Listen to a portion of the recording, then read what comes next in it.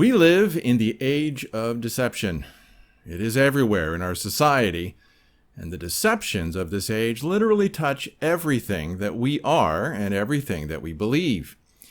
Worse, we have enjoyed being deceived, and when our favorite deceptions are challenged, we often react with anger and violence. And far too many Christians are engaging in deception. The truth matters.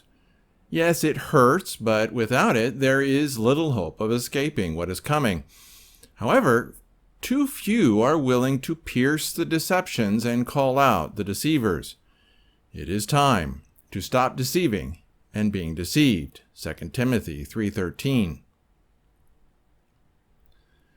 Welcome to the ShockCast. I'm John Little, recording on a very warm Tainan evening on Saturday, July 25th, 2020. Before going on, hit subscribe and click that bell to receive a notification when the next ShockCast happens. And if you like what you hear, hit that like button. All of that really helps Omega Shock and the ShockCast, and if you didn't like it, well, you know what to do. And if you want to help keep Omega Shock alive with a donation, there's a link below that will help you do that. I am grateful for all who have contributed to keeping Omega Shock alive. I could not do this without you. I'm also thankful for all the prayers from readers and listeners. Thank you so very much. Please keep praying for this ministry. Also, subscribe to the Shock Letter and receive my articles in your inbox at theshockletter.com. You can also find my posts on Facebook and Twitter. I have 2 books that you can read for free. They are called When Jacob Returns and Ezekiel's Fire. You can find links for all of that below. Now let's get back to today's topic. Deceiving and Being Deceived, the Weekend ShockCast for July 25th, 2020. Hardly a day goes by without running into someone who has bought into a hoax or some other deception. And some of these deceptions are so pervasive, so overwhelming that you hardly know what to do.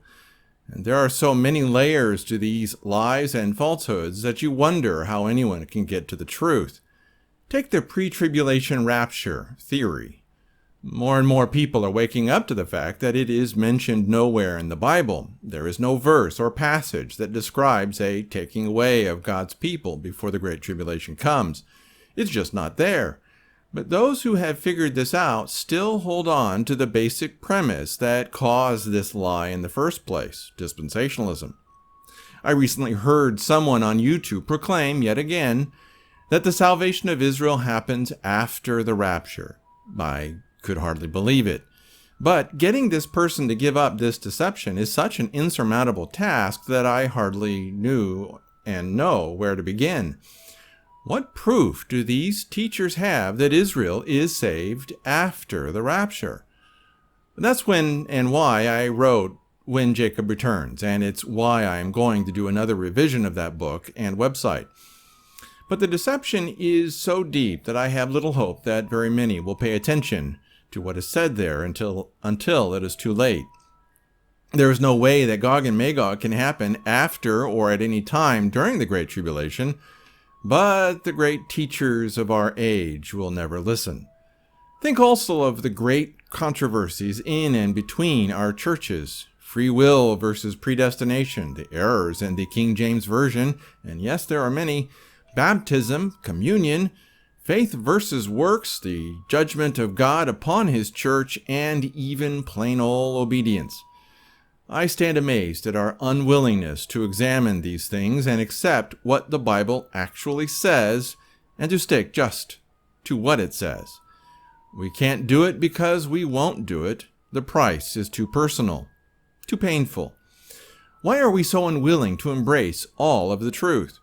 For 2,000 years, Christians sacrificed their lives for the truth that we treat so casually. And that brings up another point.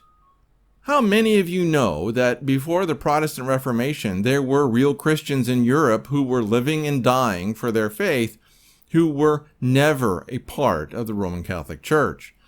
We Christians, you and I, did not spring out of the Roman Catholic Church. We did not come out of the Protestant Reformation.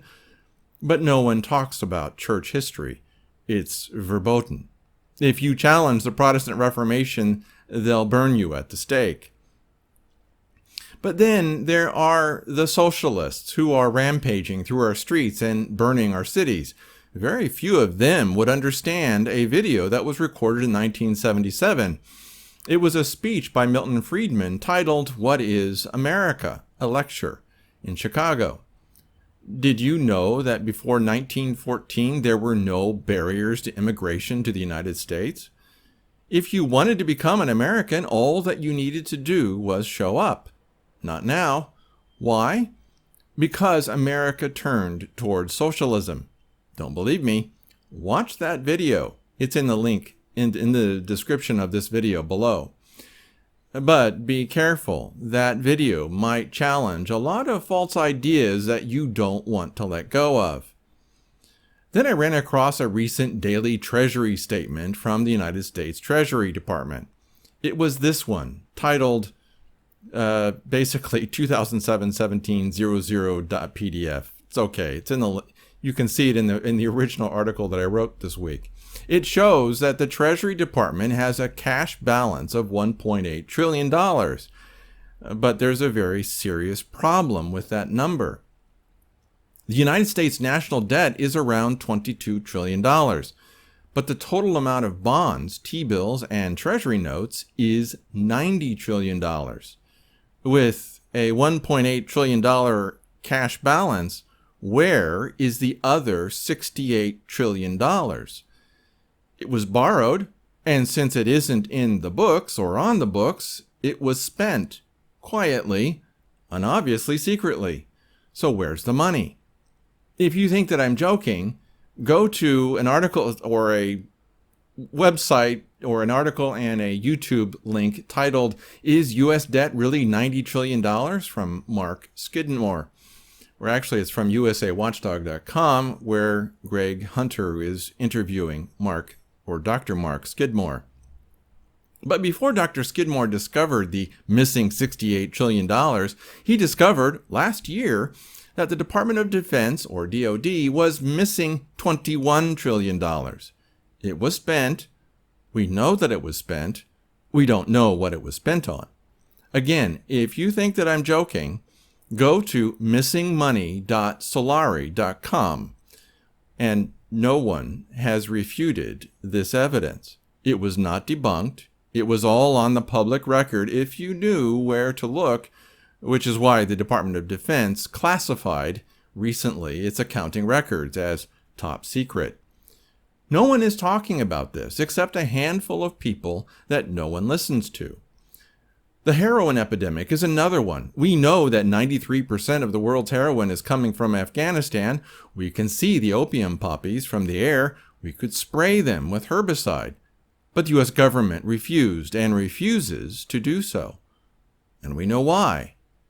No one is talking about this. We know that the amount of available coal and oil is beginning and has begun to decline. It has already started. And it will only get worse from here on out. We know that it's happening. The energy companies know that it's happening, but no one is talking about this. What we've done instead is lie about global warming. And if you need a more immediate example of the lies that everyone believes, just look at the Wuhan coronavirus. Everyone has been caught lying about this virus, so much so that we don't know who is telling the truth. But if you talk about it, they'll ban you on social media. The time to stop deceiving and being deceived is now. It's time to stop believing the hoaxes. It's time to stop passing on the hoaxes to others. It's time to stop listening to those who participate in these deceptions. No matter how much truth a person may have, a deceiver is still a deceiver. It's like mixing a little cyanide into your lemonade. It might taste good, but it will still kill you. Steve Quayle, SGT Report, Hagman, True News, Natural News, etc. often sound pretty good. They will even say things that are accurate. But I have caught them all in lie after lie after lie. And I have personally confronted each of them over their lies, and they have refused to repent or even acknowledge that they even made an error. These deceivers will pay a heavy price for eternity for the deceptions that they have deceived us with. And if we help spread their deceptions, we will also pay a price. I understand if you are not sure about that, so let's take a look at what James has to say. Quote, "My brethren, let not many of you become teachers, knowing that we shall receive a greater or a stricter judgment." James 3, verse 1, on the NKJV, the New King James Version. How ironic that the King James Version gets that verse wrong. Didaskoi, or didaskaloi, is clearly teacher, but they chose to say master. This is just one of among a long horrifying list of errors made by the KJV, and there is no excuse for them. Did you know that James wasn't the real name of the writer of the book of James? Nope. It was Yaakov, or Jacob. The original language of the New Testament, Greek, calls him Jakobos. There is no excuse for the King James Version translators to call him James, except for the fact that King James was paying their salary. But let's get back to our point. Those who lift themselves up and teach wrongly will be judged with a greater judgment than those who do not. And yes, that means me too. If I teach wrongly, I will be judged far more harshly by God. Yet the men and women who preach deception seem oblivious to the judgment that is coming for them. Because they are deceived themselves, they do not understand the price that they will pay for all eternity. It is time to stop deceiving and being deceived. And yes, read all of 2 Timothy chapter 3. Well, that's it for this ShockCast. If you appreciated this video, hit like. Then hit subscribe and that little bell. Also leave a comment. I look forward to seeing what you have to say about what was said here. Your input is truly welcome. And again, if you want to help Omega Shock and the ShockCast stay alive, there's a link below that can help you do that. You can also get my articles and updates in your inbox through the Shock Letter at theshockletter.com. Also, read my books for free, When Jacob Returns and Ezekiel's Fire. They just might save your life.